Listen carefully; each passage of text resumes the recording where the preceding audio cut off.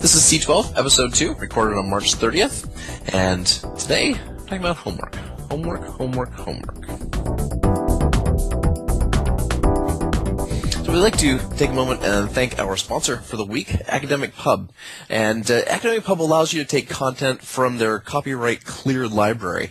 So their entire library from 125 publishers already has copyright-cleared materials built in and available for users. It allows you to take your files, anything from the web, create custom course packs that are exactly what you need. So you can also check them out on Facebook, facebook.com/academicpub, or on Twitter at academicpub, and take a look at their features. We've got the content library already has 2.5 million pieces of content in it that are available to use. You can they have peer recommendations, output to digital or print formats, and they actually have publishing services available, and course material solutions for professors, institutions, and bookstores. So quite a versatile solution, and well worth checking out as you are producing content and curating content for your classes and for your students. So thank you to our sponsor, Academic Pub.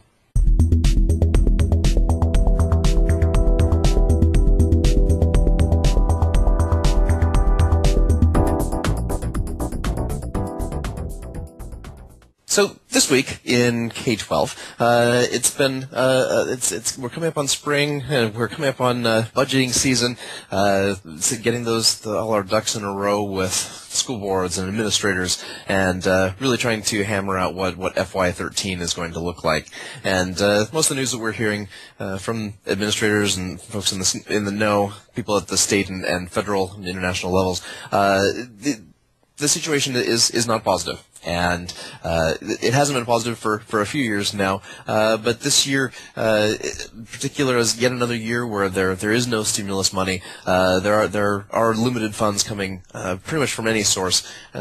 We're seeing some economic recovery worldwide. We're seeing economies begin to move along and come back from the brink.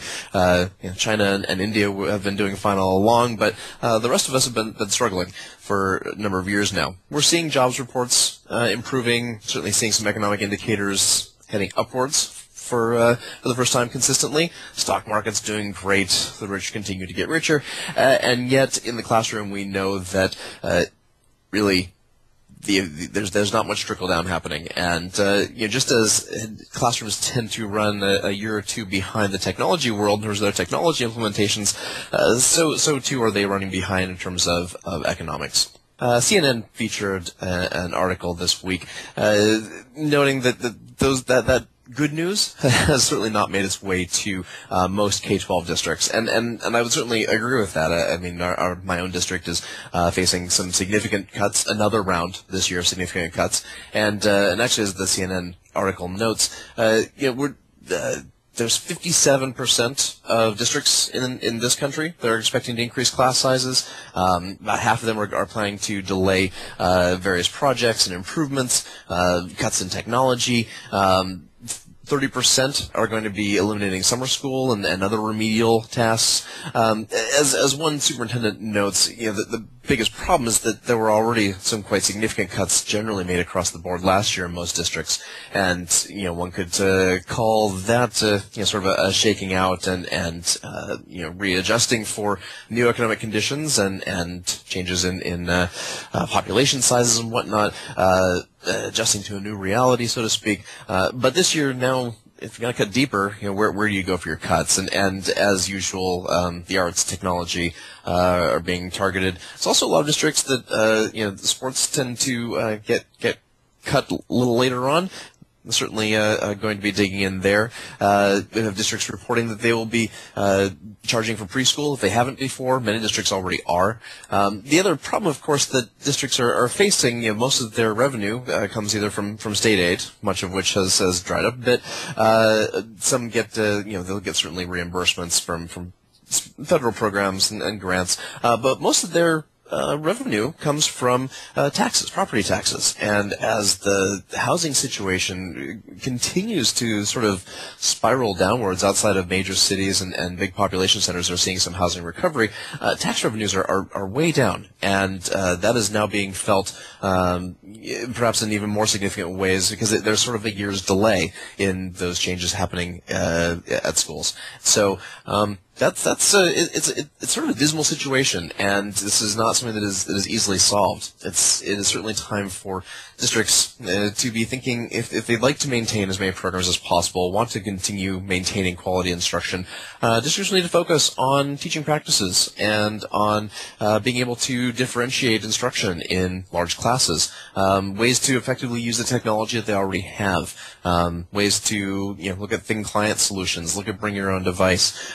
So it's certainly it's not just about making sure that technology stays in schools, but really it's about being able to leverage technology among many other things as tools for addressing these ongoing issues.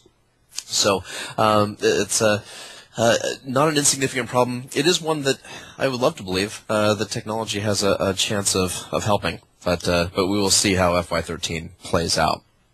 Our next story, we've got a couple stories out of The Guardian, and interesting look at how French parents and their students are actually boycotting homework. And in France, interestingly, and perhaps we'll have to talk about this a bit on Review Ed later, so that my colleagues in France can weigh in. But in France, there are some interesting perspectives on homework, and in fact there are laws on the books about homework in primary school. In fact, it's outright banned in primary schools. But yet, many teachers still believe that there is value in having students do some exercises, at least reinforce, and I happen to be one of them. That reinforcing skills learned during the day at home, I think that makes sense.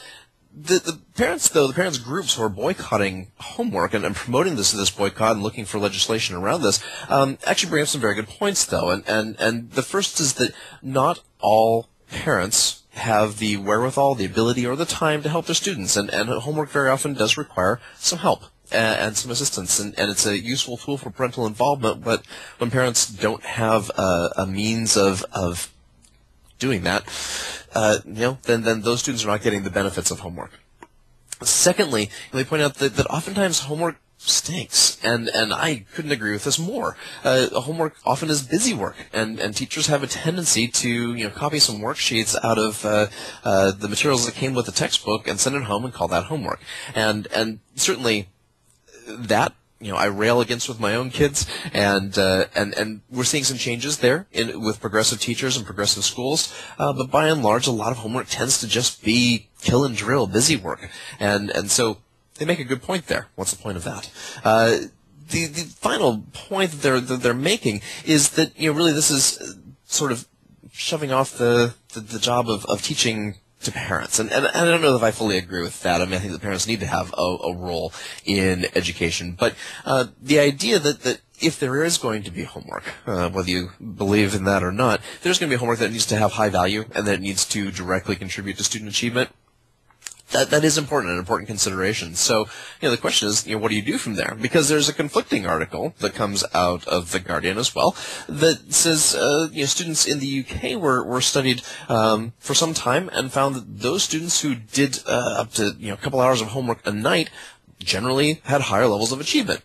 Now, I would, and the study controlled for socioeconomic status, so they were able to say, that those students they use their economic status as and social class as a covariate, so they're able to say that it's not just poor students who are not achieving as well, but I don't think the study simply can't account for student motivation. So those students who are willing to put in 2, 3, 4 hours of homework a night, they're also the highly motivated students, and they aren't necessarily the very smartest, but they're highly motivated, and chances are they're going to do better in school. A student who spends 30 minutes a night or doesn't do homework because he doesn't want to, no matter how bright he is, he's probably not going to want to do very well in school either. So I have some issues with the study itself. I have issues with the methodology and the findings. I think it sends the wrong message that homework is good, more homework, more homework. What we need to take away from this, I think, is that homework can have a lot of value, and students should be reinforcing. But we need to make sure that there are ways to motivate students to do that. And if that comes through a flipped classroom, if that comes through video resources, we heard from Mentor Mob today, and really, what better way to give students really useful things to do at home than create a playlist of videos and resources that they can work through and review. There's Khan Academy that has now some assessments built in. There are online simulations. There's a lot of things that can be done here that can make homework useful. Now, again, as pointed out in the article, there is a digital divide. Not all students have access to the right resources at home to be able to access a video lecture or access a homework helpline, maybe online tutoring, study groups online, and that is a significant issue. And again, it makes the case for ubiquitous broadband and inexpensive broadband, and really for one-to-one, even if that one-to-one is done with really inexpensive devices. What you need is if you're thinking Kindle Fire, for example, or you're thinking there's so much focus on the iPad or on Ultrabooks, very fairly expensive technologies, when in fact really inexpensive technologies will get students access to a lot of online resources with fairly minimal needs for basic broadband. So just a lot of sort of homework considerations and interesting perspectives, but the takeaway message: if you're going to do homework, better make it relevant and interesting, and make sure that all of your students can access it. If they can't, you'd have alternatives.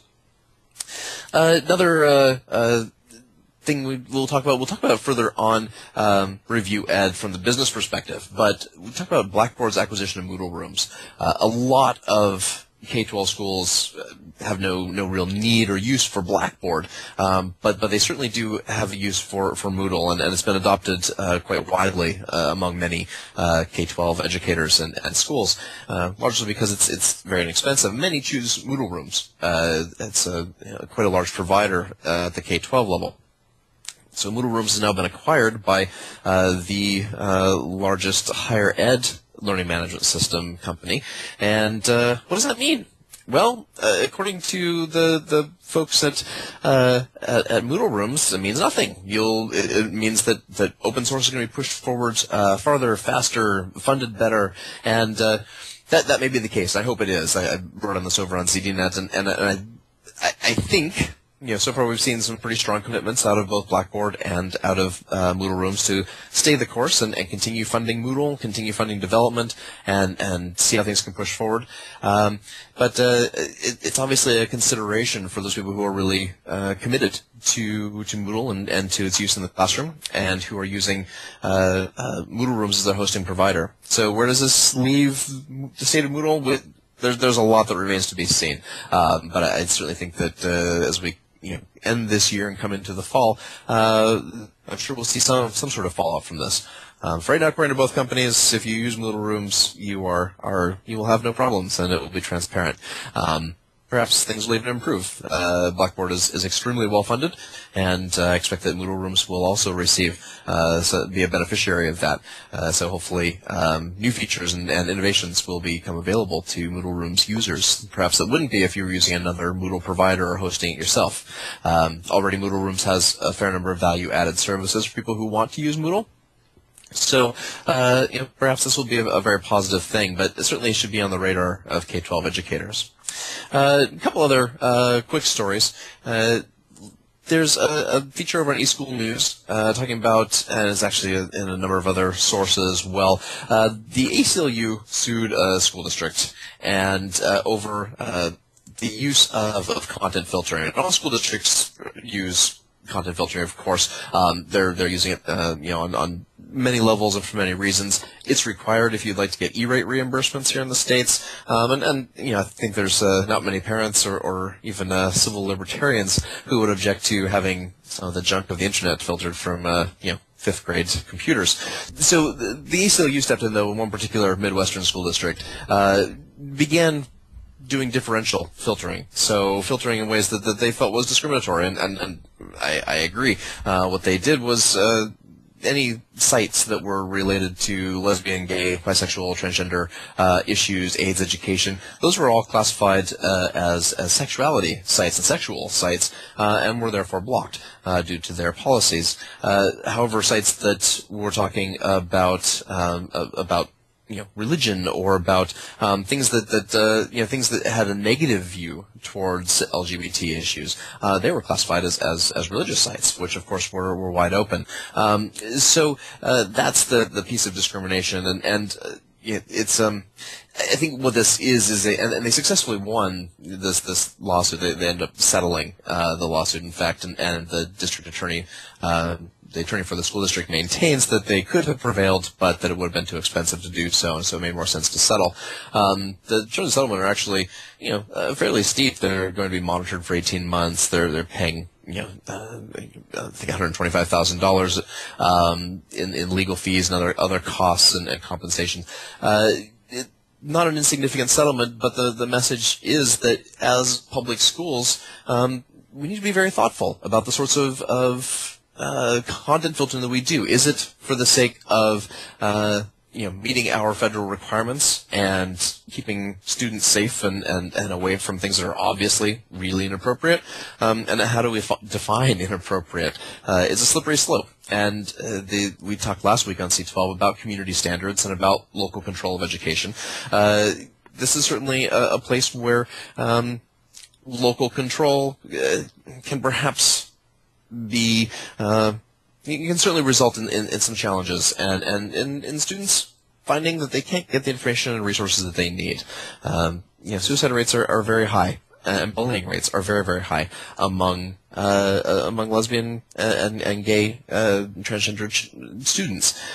So the need to find resources, to find community, to find things that are relatively positive and not feel even further stigmatized, it's pretty important. And so when districts step in and sort of impose that degree of morality, it obviously it creates challenges for the students, but it certainly will create potentially some legal issues for the district. So I always want to be thoughtful about those content policies, as we well know. Final story of the week. There was a report on the Educated Reporter, about the Bully documentary. And, what the upshot of the article was that this film Bully really can't capture the extent, the pervasiveness of bullying in schools. It's as I say, it's too complex for the multiplex, and I agree, because there are such subtle forms of bullying that take place. There are such subtle forms of just negativity that make kids not want to go to school. Kids don't want to go to school as it is, let alone go to a place where they feel invaded, where they feel like it's hostile, where they feel like they're not accepted. And we can't make every kid accept each other. But it certainly does suggest the need for, schools in this country, districts in this country are adopting bullying policies. There have been some very high-profile deaths and suicides as a result of bullying. So there's lots of moves to improve the climate. Most of that improvement, though, is kind of coming in the form of new policies. Don't bully people. And so having something that's actually far more effective, things that are looking at improving school culture, improving school climate, true zero tolerance, and not turning a blind eye, which happens all too often. And in fact, teachers, unfortunately, often contribute to a climate of that as well, and not necessarily through any intention, but through a lack of sensitivity. And I'd hate to think we need to go back to 1980s sensitivity-style training, but certainly some thought needs to be put into the way that districts and schools improve climate and overall make things safe and really positive for students. It also goes back to the idea of making learning really engaging. So students want to be there to learn and are really actively engaged in their learning and not actively engaged in torturing each other, which is going to happen because kids do that sort of thing and shouldn't, but do. That being said, though, there's a lot to be said for what districts can do, what teachers can do, and parents can do to make a very positive climate. So, very interesting article on the Educated Reporter.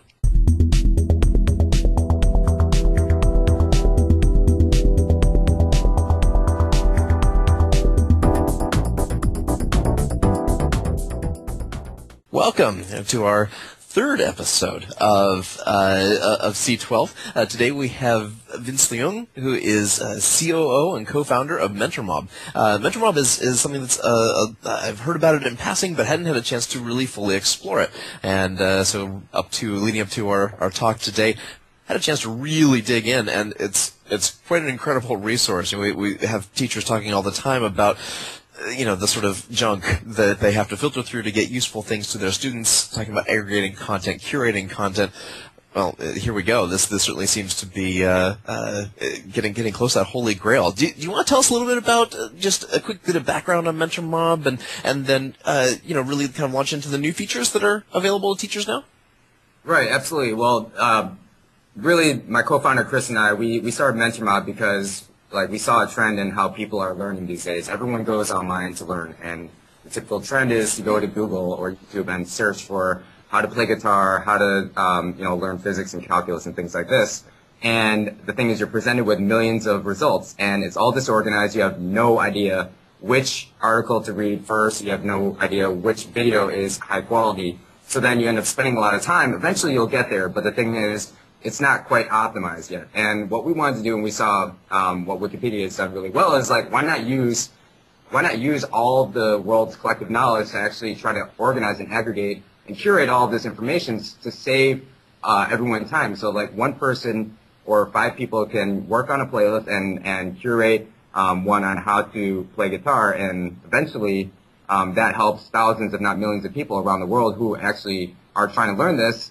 Because there's millions of searches for how to play guitar every month. And eventually, hopefully, we want MentorMob to be this platform that is basically curating all this information around the world. Wonderful. Yeah, I mean, when you search for most things, you get the Wikipedia entry of those top couple entries, and you get a pretty good resource. But it lacks the video, of course. It lacks the oftentimes the richness, I think. And of course, there's also the sense that certainly among teachers that, it's Wikipedia. And I mean, I'm a big Wikipedia fan, but I love the idea that, we're empowering teachers to more easily sort of create their own content. I mean, they are, or to at least aggregate their own content of their choosing. They're supposed to be the shepherds, guiding learning. So, what better way to do it than give them some tools? So what are some new features that you're building into MentorMob that are particularly interesting and useful for folks? Well, I'm pretty excited about this one. We actually just launched it, and we're still rolling it out slowly to some pilot users, but it's a feature called Spotlight. And what Spotlight is and if you go to any website and you want someone to read it, suppose that a teacher creates a playlist with all sorts of different videos and articles from around the web, and she puts into a playlist, and then she gives it to them, and eventually these students are going through this playlist, but the things you see in article, you see navigation, you see ads, you see all sorts of other links where the teacher only wants the student or the end user to actually concentrate on maybe one paragraph of text. Right. So what we've created is a way for that teacher to spotlight that particular paragraph of text, and it basically grays out the rest of the website, so it only shows that piece of content. And the teacher can go ahead and spotlight anything she wants. She can spotlight any number of texts. She could, one word if she wanted to, an image, and then she can also add her own text boxes on top of it to add some sort of context and explain, this is the paragraph I want you to read. Notice here they're talking about this, this, and this. So this really takes any sort of information that's on the web and repurposes it for your own use. Nice. Yeah, we're talking later on in C12 today about homework and flipped classrooms and some of the problems around that model, and it seems as though this this addresses that quite nicely. Now, if a teacher wanted to just have an article that he or she had written, or just a PDF or a paper, is it possible to add your own content in that way, or is it really kind of aggregating from the web? We started out with using all information on the web, and we have added the feature, which it's live right now, where you can go ahead and upload your own content to PDFs, Word documents, anything like that, so that we really provide this full-featured tool to, not only use existing content online, but even your own content. That's awesome. So now, are there organizational accounts, things where teachers could share, or is it more just open online social sharing that happens? We do have organizational, upgraded accounts where, there's additional features such as privacy settings and a couple other different features also. But our free accounts really are pretty full-featured as well. With, we encourage teachers to actually work together and collaborate on playlists. And we've seen a number of teachers actually starting to create playlists together and then share that with their own students too. So it's, it's reducing the workload for these teachers, and it's also actually kind of sharing the best practices and best knowledge that these teachers have. Right. Well, I think that's it's so difficult. I mean, I think teachers tend to work in fairly siloed environments usually, and it's not easy to get teachers to talk to each other. It should be. You'd think it would be, but I think teachers are generally remarkably introverted folks. So, to be able to provide a space where they can now. So you could have teachers anywhere, really. I mean, do they find each other or follow each other? Is there sort of a social element there? Or how would a teacher in China collaborate with a teacher in the U.S. to do, English language learning or Chinese language learning and do some sort of language exchange, for example? Is there a way to connect like that? Yeah, absolutely. You can go ahead and follow other teachers. You can, contact them, communicate with them so that you can actually work out a lesson plan if you want to. But what's really cool and then what we've seen is that we're just one tool. We're not an end-all be-all tool for teachers. But what's cool is that we've seen teachers actually create playlists and then share them not only on their blogs but their websites, and then even in their Edmodo silos, and then also sharing that with the other Edmodo teachers. And what we've seen is that one particular teacher, a math teacher, she created a playlist, and she's trying to flip her classroom, and she actually had her students create the video. So it's it's really interesting for the students because they're actually reflecting on the information that they've learned, and then now they're sharing it. And then so this teacher took this playlist and then embedded it within Edmodo, and then overnight there's been over 1,000 different Edmodo sites that have actually picked up that playlist. Wow. And now they're using that. So Nice. I mean, this is the type of thing that we're really excited about, is that this this has endless possibilities of one person or a few people creating some really high quality playlists that eventually are used by thousands of teachers who then will affect tens of thousands of students. Right. So let's say that a teacher just went out and did a Google search for how to differentiate an equation, and so ideally there'd be metadata and whatever on playlists. So is it if it's public, it's all indexed and searchable, right? So it's Exactly. going to be more widely available. Wonderful. All right. So I really appreciate you taking some time today. I'll definitely be checking out MentorMob and posting over on ZDNet and talking a little bit about it again in the context of the flipped classroom controversies we'll be chatting about today. So thank you. I really appreciate the introduction and the little primer, but I'll be certainly logging in. Thank you very much. Thank you. Have a great day. You too.